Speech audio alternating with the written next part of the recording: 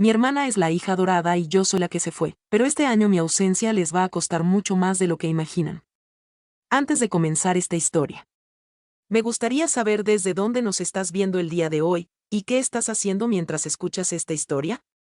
Si te gustan este tipo de videos, no olvides suscribirte a este canal, darle manita arriba y activar las notificaciones para que YouTube te avise cada vez que subimos un video nuevo. El resplandor de la pantalla de mi teléfono era lo único que iluminaba mi habitación en esa fría mañana de diciembre. Eran las 6 de esta parte del mundo y el eco de mi propia respiración parecía demasiado fuerte en la inmensidad de mi casa. Con los dedos todavía algo torpes por el sueño, redacté la pregunta de cada año: ¿qué quieres para Navidad, mamá? Sabía, casi de memoria, la danza que vendría después. Ella diría que no necesitaba nada, que no gastara mi dinero, y luego, con la precisión de un cirujano, movería el reflector hacia Mary. Mary necesitaba una lavadora nueva, Mary estaba estresada con los 3 niños, Mary quería unas vacaciones. Sin embargo, este año la respuesta fue distinta, cortante como un cristal roto bajo el pie descalzo. Este año solo la familia de verdad, escribió. Mis dedos se quedaron suspendidos sobre el teclado. Ningún problema, respondí mecánicamente. Esa frase, corta y gélida, fue la llave que abrió una presa que llevaba años conteniendo un océano de resentimiento y tristeza. Me levanté y caminé hacia el ventanal que daba al Mediterráneo. El mar estaba calmado, ajeno al terremoto que acababa de ocurrir en mi pecho. A mis espaldas, la pila de regalos envueltos con papel de seda y lazos de terciopelo parecía de repente un monumento al absurdo. Había pasado meses buscando el detalle perfecto para cada uno, intentando comprar, quizás, un lugar en una mesa donde siempre me sentí una invitada de piedra. Mi vuelo estaba reservado desde agosto, siempre era la primera en asegurar su regreso, temiendo que, si tardaba demasiado, ya no hubiera un espacio para mí. Pero las palabras de mi madre seguían flotando frente a mis ojos: familia de verdad. ¿Qué era yo entonces? ¿Un satélite? ¿Una nota al pie en la historia de éxito de mi hermana?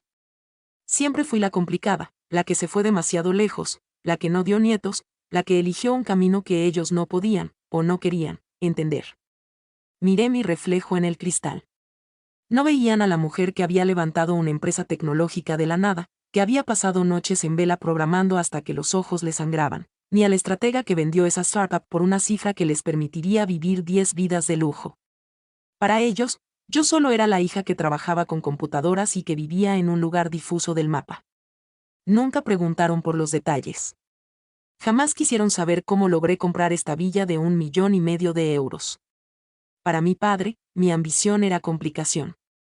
Para mi madre, mi ausencia era una afrenta personal que Mary, con su proximidad geográfica y su fertilidad, compensaba con creces. Pero ese mensaje lo cambió todo. Sentí como algo se apagaba dentro de mí, o mejor dicho, como se encendía una luz que por fin me permitía ver la realidad sin el filtro del anhelo. Si no era familia de verdad, no tenía por qué comportarme como tal. El peso en mis hombros desapareció, reemplazado por una claridad gélida y liberadora. Pasé las siguientes horas desarmando la logística de una vida que ya no deseaba habitar. El primer paso fue cancelar el vuelo. Al hacer clic en el botón de confirmar cancelación, sentí un alivio tan intenso que tuve que sentarme. No habría cenas incómodas donde Mary detallaba las travesuras de mis sobrinos mientras yo intentaba tímidamente mencionar un contrato cerrado en Singapur, solo para ser interrumpida por una mancha de puré en el mantel. No habría comentarios pasivo-agresivos de mi padre sobre cuándo sentaría cabeza. La pila de regalos seguía allí, burlona. Tomé el primero, un reloj de alta gama para mi padre, y lo guardé en un cajón. No iría a la basura, pero tampoco cruzaría el océano. Decidí que esos objetos encontrarían mejores destinos. Quizás los donaría, quizás los vendería. Cualquier cosa era mejor que entregarlos a personas que verían el precio antes que el gesto, o peor aún, que los aceptarían con esa condescendencia que reservan para los caprichos de la hija rica pero solitaria. Recordé la última vez que estuve en casa. Mary se quejaba de que su coche fallaba. Yo, en un arrebato de generosidad que ahora me parecía patético, sugerí que podía ayudarla a comprar uno nuevo. Mi padre intervino de inmediato: no todos tenemos tus facilidades, deja de presumir. No era presumir, era amor, pero en su léxico, mi éxito era una forma de agresión. Nunca entendieron que mi partida no fue un rechazo a ellos, sino una búsqueda de mí misma. Sin embargo, ellos lo convirtieron en una narrativa de abandono. Mary se quedó, Mary cumplió el guión, por lo tanto, Mary era la verdad. Mientras tanto, yo me convertía en una cuenta bancaria a la que recurrir en emergencias, pero cuyo nombre no se mencionaba con orgullo en las reuniones. En mi salón de mármol y minimalismo, me di cuenta de que mi casa de 1.5 millones de euros era un refugio, un fuerte que construí para protegerme de esa sensación de insuficiencia que siempre me invadía al cruzar el umbral de la casa familiar. Esa tarde, llamé a mi asistente. Le pedí que organizara una cena en el mejor restaurante de la costa para el día de Navidad. ¿Para cuántas personas?, preguntó. Solo para una, respondí con una sonrisa que no llegó a mis ojos pero que se sintió genuina en mi boca. Iba a celebrar mi propia existencia. Iba a ser la familia de verdad para la única persona que nunca me había fallado, yo misma. Pero antes de eso, tenía que cerrar los círculos restantes. El mensaje de mi madre aún no tenía una respuesta final, más allá del ningún problema. No quería pelear, no quería gritarle sus verdades. El silencio, aprendí en el mundo de los negocios, es a veces la respuesta más poderosa. Ellos esperaban que yo rogara, que me disculpara por mi complicación y que llegara cargada de ofrendas para redimirme. La sorpresa de mi ausencia sería mi único mensaje. Mi teléfono volvió a vibrar. Era un grupo de WhatsApp de la familia. Mary enviaba fotos de los niños con gorros de Papá Noel. No respondí. Salí del grupo sin dar explicaciones. El lunes siguiente, el sol se filtraba por las paredes de cristal de mi estudio. Tenía una vista privilegiada del puerto deportivo, donde los yates se mecían suavemente. A veces me sentía culpable por tener tanto, como si mi éxito fuera un error del sistema que mi familia se encargaba de recordarme. Pero esa mañana, mientras revisaba mis estados financieros y veía los frutos de años de sacrificio, la culpa no apareció. Lo que sentí fue una extraña forma de justicia. Ellos nunca quisieron saber cómo lo hice. Nunca preguntaron por las noches de ansiedad, por los fracasos previos, por la soledad de vivir en un país donde al principio ni siquiera dominaba el idioma. Para ellos, mi dinero era algo que me había pasado, no algo que yo había creado. Mary, en cambio, era alabada por gestionar una casa, lo cual es loable, pero ¿por qué mi gestión de un imperio tecnológico era menos digna de admiración ante sus ojos? Decidí que el tiempo de las sombras se había acabado. Si ellos habían decidido que solo la familia de verdad estaría presente, yo aceptaría mi papel de extraña. Fui a la cocina y me preparé un café. Recordé una frase de mi padre: eres tan complicada que nadie podrá aguantarte. Lo dijo cuando decidí no estudiar magisterio como Mary y optar por la ingeniería informática. En su mente, la complejidad era un defecto femenino. Una mujer debía ser predecible, cercana, útil. Yo era abstracta, lejana y ambiciosa. Me senté en la terraza y abrí mi ordenador. Tenía varios correos de potenciales inversores para mi nuevo proyecto, pero los ignoré. Por primera vez en una década, el trabajo no era mi refugio, sino mi plataforma. No necesitaba demostrarles nada porque ya no había nadie al otro lado de la mesa escuchando. La liberación es un proceso silencioso, pero absoluto. A media tarde, recibí una llamada de mi padre. Era inusual. Generalmente, era mi madre quien hacía de puente. Hola, dije secamente. Tu madre dice que te saliste del grupo de la familia. Ya estás con tus tonterías otra vez. Su voz sonaba cansada, con ese tono de reproche automático. Dijo que este año solo quería a la familia de verdad, papá. Solo sigo las instrucciones, respondí con una calma que me sorprendió a mí misma. Hubo un silencio al otro lado. No esperaba que yo usara sus propias palabras como escudo. No seas infantil, sabes a qué se refería. Mary está pasando un mal momento y no queremos tensiones, continuó él. Y ahí estaba. La tensión siempre era yo. Mi presencia era un recordatorio de lo que ellos no eran, o quizás de lo que no podían controlar. No habrá tensiones, papá. No voy a ir. Que tengan una feliz Navidad de verdad. Colgué antes de que pudiera replicar. El corazón me latía con fuerza, pero no era miedo. Era poder. El silencio que siguió a la llamada de mi padre fue el más denso que había experimentado jamás. No era el vacío de la soledad, sino el peso de un puente que acaba de desplomarse. Me quedé mirando el teléfono unos minutos, esperando que vibrara con un mensaje de disculpa o, al menos, con una pregunta sobre por qué había tomado esa decisión tan drástica. Pero no llegó nada. El silencio familiar es una forma de castigo que ellos dominaban a la perfección. Sin embargo, esta vez yo no iba a ser quien rompiera el hielo. Caminé hacia el salón y me encontré de frente con la montaña de regalos. Eran objetos caros, seleccionados con una meticulosidad casi patológica. Una bufanda de cachemira para mi madre que combinaba con sus ojos, el reloj suizo para mi padre, y para Mary, un bolso de diseñador que había mencionado en un comentario pasajero hace meses. Me sentí ridícula. Esos objetos eran sobornos. Eran intentos desesperados de comprar un "estoy orgullosa de ti" que nunca iba a salir de sus labios. Tomé una caja de cartón grande y empecé a meterlo todo dentro, sin cuidado, rompiendo los lazos de terciopelo que tanto tiempo me había tomado anudar. No quería esos objetos en mi casa, eran recordatorios de mi propia sumisión emocional. Llamé a un servicio de mensajería local y les di una dirección, un refugio para mujeres en el centro de la ciudad. Que los repartan o los vendan para recaudar fondos, le dije al mensajero cuando llegó. Ver cómo se llevaban la caja fue como ver cómo se llevaban una parte de mi vieja identidad. Mientras el camión se alejaba por la entrada de mi propiedad, sentí una ligereza casi física. Mi casa de 1.5 millones de euros, con sus suelos de piedra pulida y sus techos altos, empezó a sentirse finalmente como un hogar y no como un trofeo de guerra. Había pasado tanto tiempo intentando que ellos vieran lo que yo había construido, que se me olvidó habitarlo yo misma. Esa noche, decidí hacer algo que nunca hacía, buscar mi propio nombre en Google. No por ego, sino para ver qué veía el mundo cuando no me miraba a través del prisma de la hija complicada. Aparecieron artículos de revistas de negocios, menciones a mi startup, fotos mías en conferencias internacionales donde me veía segura, poderosa y respetada. En esas fotos, yo no era la hermana que no ayudaba lo suficiente o la hija que vivía lejos, era una líder. Me pregunté qué pasaría si les enviara esos artículos. Pero luego comprendí la amarga verdad, ellos ya sabían que me iba bien. Lo sabían y lo odiaban. Mi éxito era una grieta en su narrativa de que yo estaba perdida.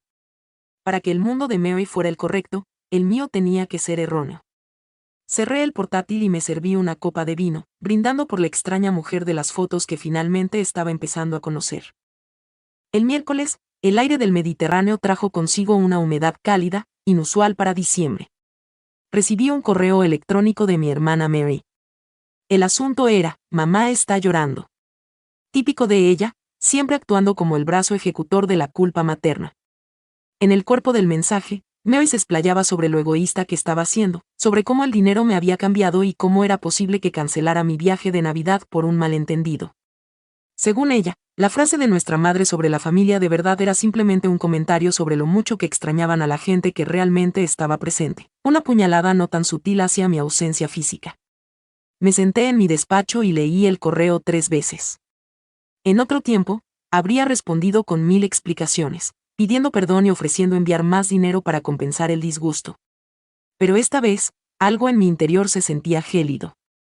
Mary, escribí, si estar presente es la única métrica de la familia, entonces tenéis razón, no soy familia. Pero recordad que mi ausencia fue lo que pagó la entrada de vuestra casa y el tratamiento médico de la abuela hace 2 años. Disfrutad de vuestra verdad. No envié el mensaje. No porque tuviera miedo, sino porque no quería darles el placer de saber que sus dardos todavía me rozaban. En su lugar, borré el correo y bloqueé el número de Mary durante el resto del día. Me fui al gimnasio de la planta baja y corrí hasta que mis pulmones ardieron, intentando quemar la rabia que se acumulaba en mi garganta. Siempre había sido la proveedora silenciosa, la que resolvía los problemas financieros desde las sombras mientras ellos se daban palmaditas en la espalda por ser unidos. La hipocresía de su amor condicional era un veneno que ya no estaba dispuesta a tragar. Por la tarde, salí a caminar por la playa privada que se extendía bajo mi propiedad. El sonido de las olas rompiendo contra las rocas era el único diálogo que necesitaba. Pensé en mi padre llamándome complicada. Siempre usó esa palabra para describir mi necesidad de independencia, mi negativa a conformarme con la vida predecible que él había trazado para mí. Para él, la simplicidad era obediencia. Como yo no obedecía, yo era el problema. Me di cuenta de que nunca me perdonaron que me fuera, no porque me extrañaran, sino porque perdieron el control sobre mi narrativa. En este país, Con este idioma que no era el mío pero que ahora sentía más propio que mi lengua materna, yo era libre. Mi casa no era solo piedra y vidrio, era el manifiesto de mi libertad. Esa noche, por primera vez en años, dormí 8 horas seguidas sin soñar que llegaba tarde a un aeropuerto para un vuelo que no quería tomar. Llegó el 24 de diciembre. El mundo parecía haberse detenido en una frenesí de luces rojas y verdes, pero en mi rincón de la costa, la paz era absoluta. Me vestí con un traje de seda color esmeralda que había comprado en París y nunca me había atrevido a usar porque a mi madre le parecería demasiado pretencioso. Me miré al espejo y, por primera vez, no busqué los defectos que ellos solían señalar. No me vi demasiado delgada por el estrés ni con cara de cansada por tanto trabajar. Vi a una mujer que había sobrevivido a su propia familia. Bajé al restaurante que había reservado, un lugar con 3 estrellas Michelin que colgaba sobre un acantilado. El camarero me condujo a una mesa frente al mar. ¿Esperamos a alguien más, señora?, preguntó con cortesía. No, respondí con firmeza, estoy exactamente con quien quiero estar. La cena fue una experiencia sensorial que nunca habría podido disfrutar con ellos. No hubo interrupciones de niños llorando, no hubo críticas sobre el precio del vino, ni comentarios sobre cómo en casa se come mejor.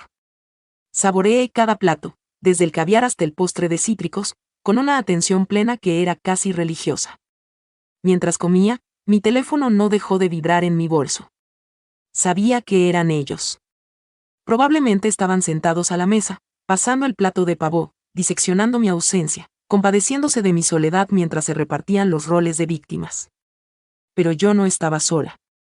Estaba conmigo misma, y esa era una compañía que me había costado 30 años empezar a disfrutar.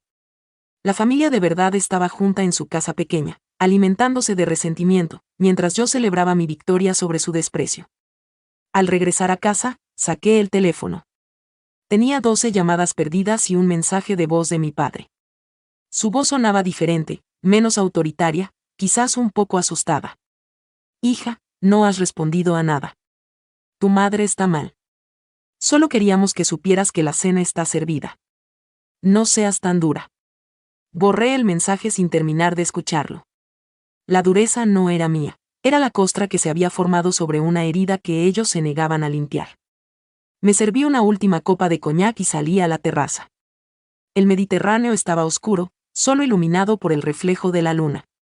Mañana sería Navidad, y por primera vez en mi vida adulta, no me despertaría con la sensación de tener una deuda pendiente con personas que nunca estarían satisfechas con el pago. Era el primer día de mi nueva vida, y el precio de 1.5 millones de euros por esta paz me parecía, de repente, la mayor ganga del mundo. El sol del día de Navidad nació con una timidez inusual, tiñendo el horizonte de un naranja pálido que se fundía con el gris del acero del mar. Me desperté sin la alarma, sin ese nudo en el estómago que solía acompañar mis mañanas en la casa familiar, donde el sonido de los pasos ajenos dictaba mi estado de ánimo. Al bajar a la cocina, el silencio de mi casa de 1,5 millones de euros no se sintió como vacío, sino como una presencia sólida y reconfortante. Me preparé un café con calma, observando cómo la luz jugaba con las aristas de los muebles de diseño. En mi antiguo mundo, este lujo habría sido catalogado como frivolidad, pero aquí era simplemente el escenario de mi libertad. Revisé mi correo electrónico de trabajo por costumbre, encontrando un mensaje de mi socio en Singapur felicitándome las fiestas. Él conocía mi trayectoria, sabía cuántas horas de código y cuántas batallas legales habían sido necesarias para vender nuestra startup. Para él, yo era una arquitecta de realidades. Para mi familia, solo una hija que se había vuelto demasiado altiva. Esa mañana decidí que no quería pasar el día escondida. Me puse ropa deportiva y salí a correr por el sendero que serpentea los acantilados. El aire frío golpeaba mi rostro, limpiando los restos de la melancolía que aún intentaba aferrarse a mis pensamientos. Mientras corría, recordé a Mary el año anterior. Ella me había pedido prestado dinero para las clases extra de sus hijos, y cuando le pregunté qué tal le iba en su nuevo proyecto de repostería, me cortó diciendo que no todos teníamos tiempo para jugar a las empresarias. Ese era el núcleo del problema. Ellos veían mi trabajo como un juego porque no implicaba el sacrificio físico o la cercanía doméstica que ellos validaban. Mi éxito era, a sus ojos, una suerte de magia negra financiera que me alejaba de la realidad. Sin embargo, esa realidad suya siempre necesitaba de mis fondos para sostenerse. Era una simbiosis tóxica que yo acababa de romper con un simple ningún problema. Al regresar a casa, encontré un paquete en mi puerta. No era de mi familia. Era un detalle de la asociación de mujeres a la que había enviado los regalos. Una nota escrita a mano me agradecía la generosidad, diciendo que gracias a esa bufanda de cachemira y a ese reloj suizo, habían podido organizar una rifa que cubriría los gastos de calefacción de todo el invierno para 10 familias. Una lágrima, la primera de orgullo genuino en mucho tiempo, rodó por mi mejilla. Mi dinero, ese que mi padre despreciaba mientras lo usaba, acababa de hacer más por personas desconocidas que por aquellos que compartían mi sangre pero no mi alma. Entré en mi despacho y tomé una decisión. No bloquearía a mi familia para siempre, pero cambiaría las reglas del juego. No sería más la proveedora invisible ni la víctima de sus dardos. Si querían a la familia de verdad, tendrían que aprender a ver a la mujer de verdad que tenían delante. Pasaron los días entre Navidad y Año Nuevo. El flujo de mensajes de mi madre se detuvo, reemplazado por un vacío que me permitía concentrarme en mi próximo paso profesional. Estaba diseñando una nueva plataforma de inversión ética, algo que devolviera a la sociedad parte de lo que yo había ganado. Sin embargo, el 30 de diciembre, sonó el timbre de video de mi portal. Era mi hermana Mary. No estaba físicamente allí, por supuesto, era una llamada de video que no pude evitar contestar por pura curiosidad. Al ver su rostro en la pantalla de alta definición, noté las ojeras y el gesto de cansancio que siempre usaba como medalla de honor. Hola, Mary, dije con una voz neutra, sin rastros de la culpa que solía teñir mis palabras. Necesitamos hablar sobre el seguro de salud de papá, comenzó ella, yendo directamente al grano, como si las últimas semanas de desprecio no hubieran ocurrido. Mary, detente, la interrumpí. Ella parpadeó, sorprendida de que no la dejara terminar su discurso sobre las responsabilidades familiares. Durante años he sido vuestra red de seguridad mientras me llamabais complicada y me hacíais sentir como una extraña en vuestra mesa. Mamá decidió que este año solo quería a la familia de verdad, y yo he aceptado esa distinción. Si papá necesita algo, tiene su pensión y tiene a sus hijos, de verdad, cerca de él para cuidarlo. El rostro de Mary se transformó de la fatiga a una furia contenida. ¿Cómo puedes ser tan fría? Solo porque tienes esa casa y esos millones crees que puedes darnos la espalda. Sonreí, pero no fue una sonrisa de triunfo, sino de profunda tristeza. No es el dinero lo que me hace daros la espalda, Mary. Es vuestra incapacidad para quererme sin condiciones. He trabajado más de lo que imaginas para construir una vida que no entendéis, y ya no voy a pedir perdón por ello. Mary guardó silencio unos segundos, probablemente buscando el insulto perfecto, pero yo no le di la oportunidad. Dile a papá que si realmente necesita ayuda médica que no pueda costear, que me llame él. No tú, ni mamá. Él. Y que cuando lo haga, sea para preguntarme cómo estoy, no cuánto puedo transferir. Colgué la llamada. Sentí un temblor en las manos, pero era un temblor de adrenalina, no de miedo. Había puesto el límite definitivo. Mi casa en el Mediterráneo se sentía ahora como un castillo inexpugnable. Me di cuenta de que mi familia no me odiaba por ser rica, me odiaban porque mi riqueza me daba la libertad de no necesitarlos. Mary necesitaba su validación para sentirse bien consigo misma, yo solo necesitaba mi propio respeto. Esa noche, cené viendo las luces de los barcos en el puerto, sintiéndome por primera vez en 30 años, completamente entera. El último día del año llegó con una claridad cristalina. El mar estaba de un azul tan profundo que parecía pintado con óleo. Me preparé para la noche de fin de año con un ritual nuevo. No habría llamadas de compromiso a las 12 de la noche, no habría intentos de sonar feliz mientras escuchaba el ruido de la fiesta familiar de la que había sido excluida emocionalmente mucho antes de ser excluida por mensaje. En su lugar, organicé una pequeña reunión en mi terraza con 3 amigos que había hecho aquí, en mi nuevo país. Eran personas que conocían a la empresaria, a la mujer que amaba el mar y a la amiga que sabía escuchar. Para ellos, yo no era complicada, era, simplemente, yo.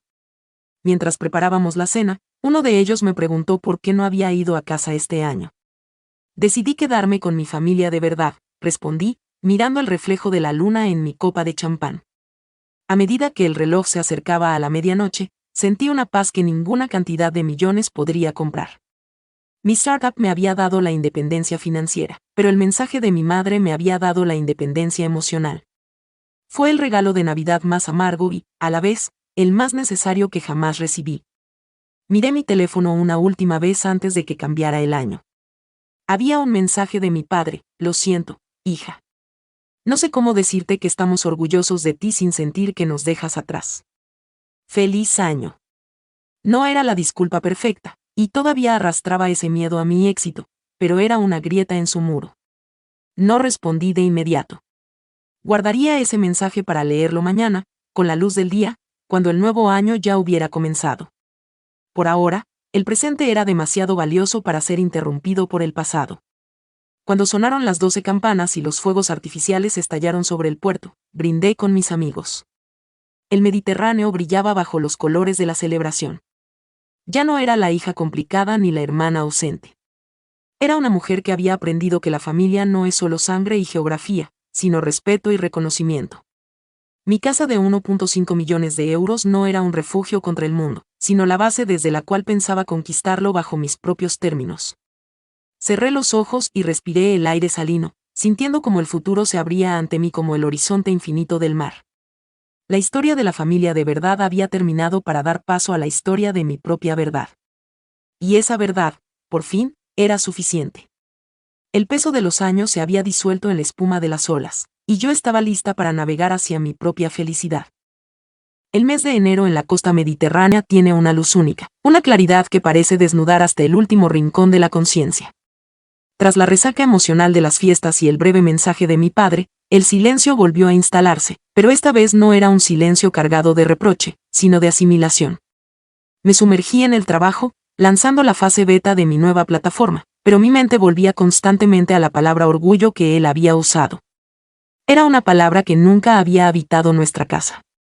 En mi familia, el orgullo se reservaba para las cosas pequeñas y tangibles, los dibujos de los niños de Mary, el jardín bien cuidado de mi madre, o la puntualidad de mi padre en su antiguo empleo.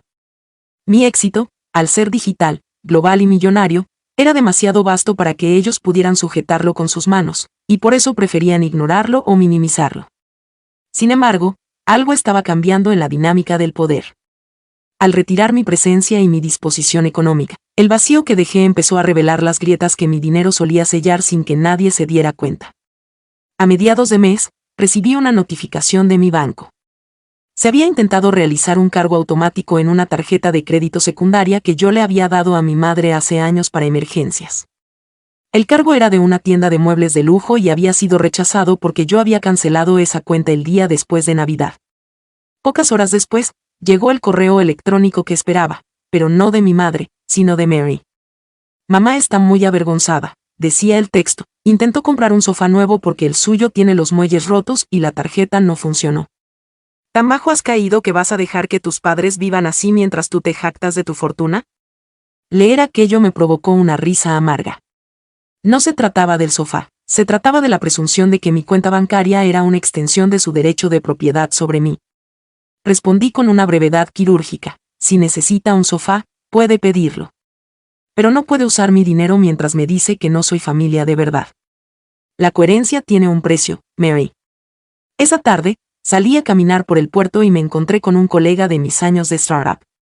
Tomamos un café frente a los yates y hablamos de algoritmos y de mercados emergentes. Por un momento, me sentí en mi elemento, pero al mirar mi reflejo en el escaparate de una boutique, vi a la niña que siempre buscaba la aprobación de un padre que solo valoraba el esfuerzo físico.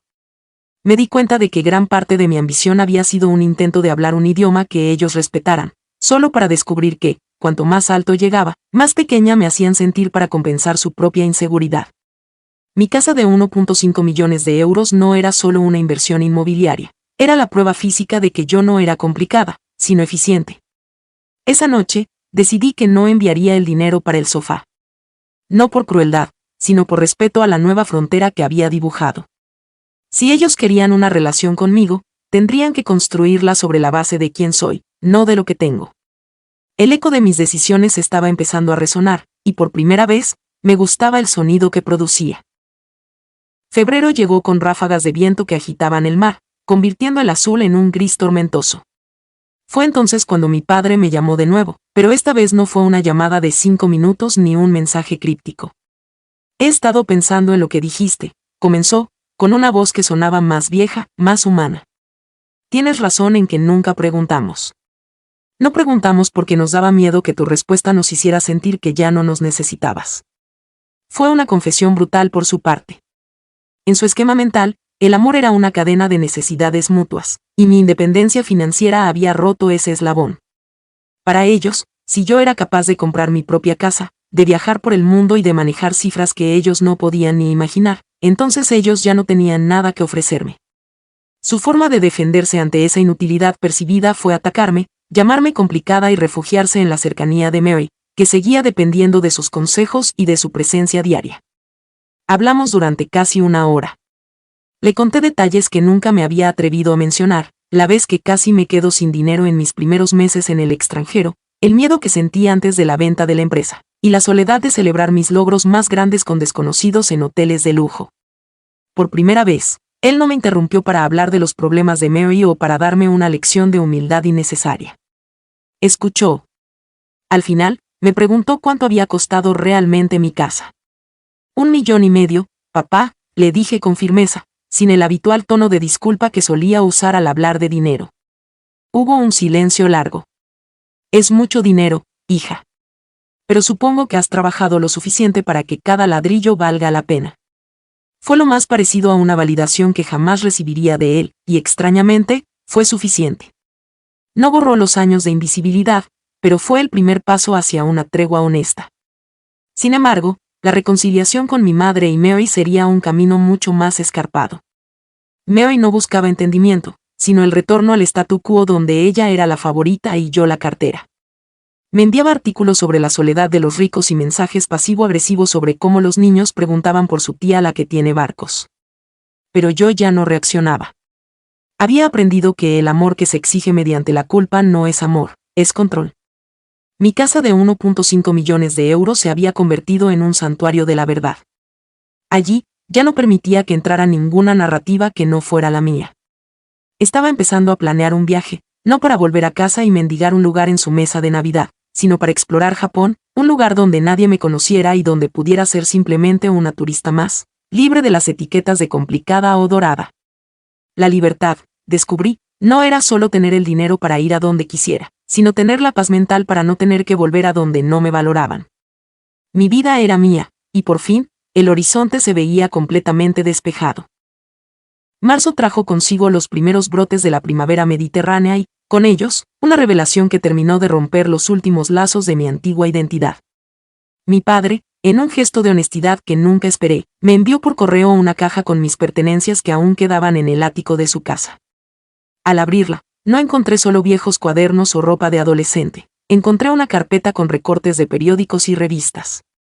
Eran artículos sobre mi empresa, sobre la venta de mi startup y sobre mis conferencias. Mi padre los había guardado todos en secreto. No era que no supieran lo que yo hacía, era que reconocerlo en voz alta significaba admitir que el sistema de valores bajo el cual habían criado a Mary, el de la seguridad, la proximidad y la modestia, no era el único camino hacia el éxito. Ver esos recortes, algunos con anotaciones al margen con la letra de mi padre, me hizo llorar.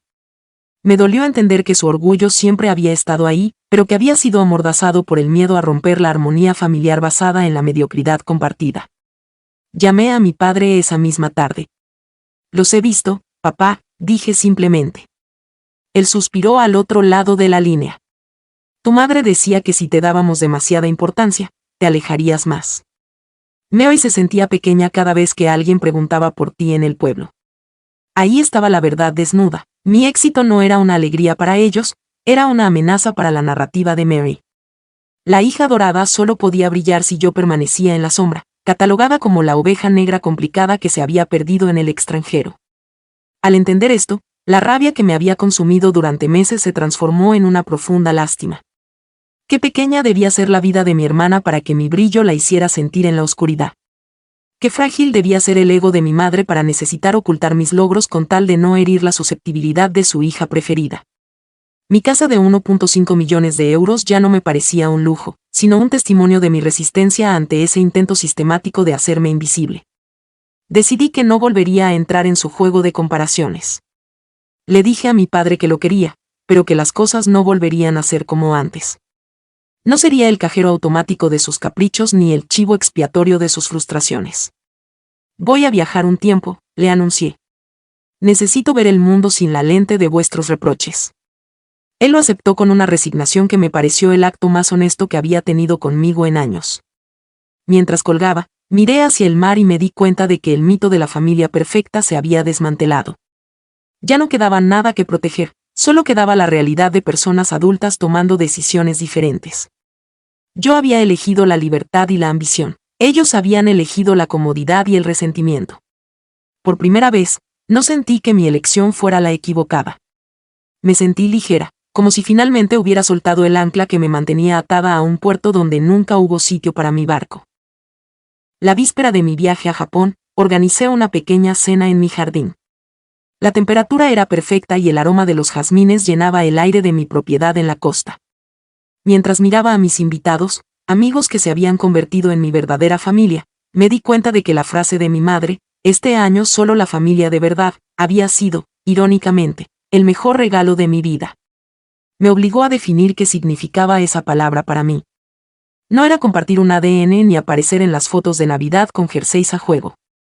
Era el respeto mutuo, el interés genuino por los sueños del otro y la capacidad de celebrar el éxito ajeno sin sentirlo como una pérdida propia.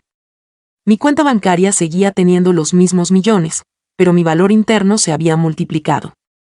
Ya no buscaba el reflejo de mi mérito en los ojos de personas que habían decidido ser ciegas a mi esfuerzo. Durante la cena, mi teléfono vibró una última vez con un mensaje de Mary. Mamá dice que si vas a viajar, podrías pagarnos unas vacaciones a todos para compensar que no estuviste en Navidad. Sonreí y, sin una pizca de duda, deslicé el dedo para borrar el mensaje y bloquear su número definitivamente. Ya no había espacio para el chantaje emocional en mi nueva arquitectura vital. Me giré hacia mis amigos y brindamos por los nuevos comienzos. La casa de 1.5 millones de euros quedaría cerrada durante un par de meses, pero no se sentiría vacía, se quedaría llena de la paz que tanto me había costado construir. Había dejado de ser la hija que esperaba una invitación para ser la mujer que construía sus propios palacios. El Mediterráneo, a mis pies, parecía asentir con cada ola, confirmando que mi viaje apenas estaba comenzando. A la mañana siguiente, en el aeropuerto, mientras esperaba mi vuelo en primera clase, abrí mi ordenador para revisar los últimos detalles de mi fundación benéfica. Se llamaría La Familia de Verdad, y estaría dedicada a becar a mujeres jóvenes con talento en tecnología que, como yo, no tuvieran el apoyo de sus hogares para perseguir sus ambiciones. Quería convertir mi dolor en el combustible de alguien más. Al despegar, miré por la ventanilla y vi la costa desvanecerse bajo las nubes. No sentía nostalgia, ni remordimiento, ni esa vieja necesidad de pedir perdón por existir. Sentía la fuerza de quien ha aprendido que la sangre te hace pariente, pero la lealtad y el amor te hacen familia. Yo tenía mi verdad, tenía mi casa y, sobre todo, me tenía a mí misma. Y en ese momento, comprendí que no había nada más real que eso en todo el mundo. Mi historia ya no era una tragedia de invisibilidad, sino una epopeya de autodescubrimiento.